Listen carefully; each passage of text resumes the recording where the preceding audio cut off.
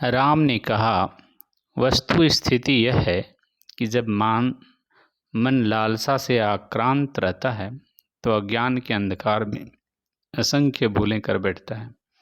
यह लालसा मन और हृदय के सद्गुणों और स्वभावजन्य शालीनता को चूस लेती है और मुझे कठोर तथा क्रूर बना देती है। अज्ञान के अंधकार में यह चुड़ैल रूपी लालसा तरह तरह के नृत्य करती है।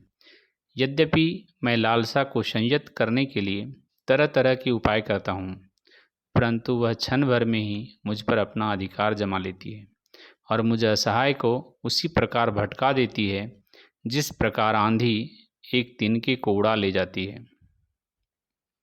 जब भी अनासक्ति आदि गुणों के विकसित होने की आशा मन में जगती है, तब लालसा उस आशा को उसी प्रकार काट देती है जिस प्रकार चूहा धागे को काट देता है। और इस प्रकार मैं विवश होकर लालसा के चक्र में फंसकर चक्कर खाने लगता हूँ। जाल में फंसे पक्षी की तरह हम असहाय हो जाते हैं।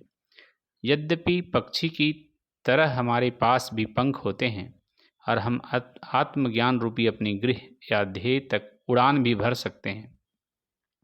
भले ही हम अमृत का घूंट क्यों न पी लें, यह लालसा कभी तुष्ट नहीं होती। इस लालसा की एक खूबी यह भी है कि इसकी कोई एक दिशा नहीं होती। एक क्षण में तो यह मुझे एक दिशा में दौड़ाती है और दूसरे ही क्षण मुझे दूसरी दिशा में दौड़ने के लिए विवश करती है। इस प्रकार यह मुझे पागल घोड़े की तरह दौड़ा दौड़ा कर मारती है। यह पुत्र, मित्र, पत्नी, भाई, भतीजों आदि का विशाल जाल हमारे सामने फैलाए रहती है। यद्यपि मैं वीर हूँ, यह लालसा मुझे भीरू बना देती है।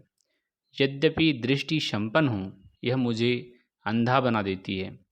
यद्यपि मैं आनंद स्वरूप हूँ, यह मुझे दयनीय बना देती है। लालसा भयावह चुड़ैल के समान है। यही भयावह चुड़ैल रूपी लालसा हमारे बंधन और दुर्भाग्य के लिए उत्तरदायी है। यह मनुष्य का हृदय तोड़ देती है और उसमें भ्रांति उत्पन्न कर देती है।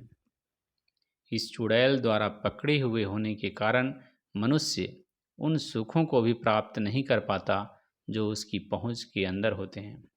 यद्यपि ऐसा प्रतीत होता है कि यह लालसा सुख के लिए है, परंतु यह न तो सुख प्राप्त करा पाती है और न जीवन को सफल बना पाती है। इसके विपरीत यह व्यर्थ की भाग दौड़ में प्रवृत्त करती है और हर तरह के अमंगल को न्योता दे डालती है।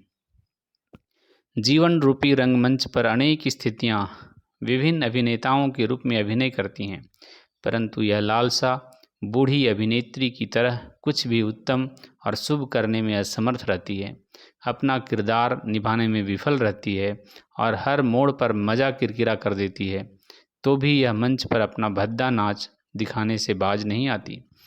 लालसा एक क्षण आकाश में ले जाती है और अगले ही क्षण पाताल में पटक देती है। यह सदा व्यग्र रहती है। कारण यह कि यह मन की रिक्तता की उपज है। मन में ज्ञान का प्रकाश एक क्षण के लिए चमकता है, परंतु अगले ही क्षण भ्रम सामने खड़ा हो जाता है। ऋषि मुनि इसे आत्मज्ञान की तलवार से काटने में सफल होते हैं।